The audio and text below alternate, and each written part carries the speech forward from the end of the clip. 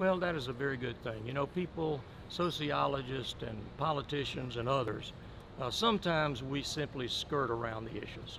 Sometimes we focus on the big issues, the big things, but the real heart of improving a society has several fundamental and foundational ingredients. One is the child has to be raised in an environment where there is a good job that keeps the family unit together, that has enough sufficient income so that the child can learn and grow and expand. Now, not a lot of children in some parts of our state have that. And it's sort of like the old proverbial merry-go-round. It depends on where you hop on the merry-go-round. Which one of those horses going around in a circle are you going to choose? I have said that the best reforms we can make are educational reforms. If we have an educated population, then that begins to change the dynamic. But once you get an education, you need to have a good job in order to use your education. So it all sort of fits together like the pieces of a puzzle. So you can't just pick one horse on the merry-go-round and say that's going to be the salvation. It's not. You have to do it all.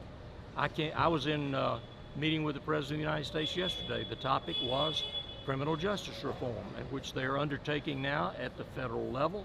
And of course, the leader of the bill that passed the House of Representatives in Washington was our Congressman, Doug Collins, who had good training because he was my floor leader in the State House when we started criminal justice reform years ago. And that was the subject of the conversation. But the truth of the matter is that that is a component of it. But as I've always said, the best criminal justice reform is education reform.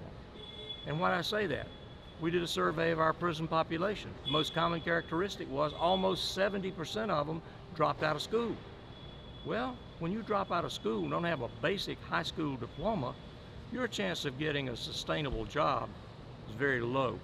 And if you don't have a good job, the tendency to migrate into lives of crime is all the more tempting. So it all fits together, but education is one of those foundational stones.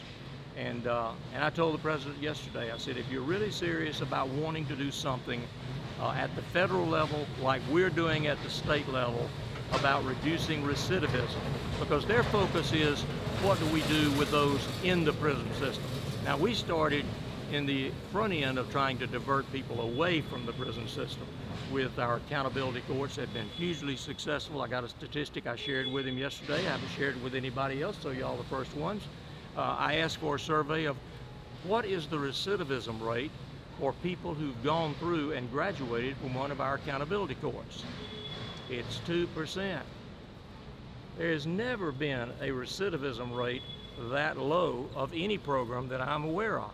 So our front end programs of diverting people away from our prisons is definitely working, and we are growing it and we are expanding it. Their focus, because of the nature of the federal criminal justice and prison system, they're focusing on those who are already in their prisons. And that's where educating them, giving them a training skill that they can take to an employer so that they can get a job and not be a recidivist and come back into the system is so important. So that was what we have already worked that very well, and it's proving to be very successful, that they can use those kind of models. It's not just the state of Georgia. Other states have copied what we've done, and they're all finding the same degree of success. So all of this fits together, but it all comes back.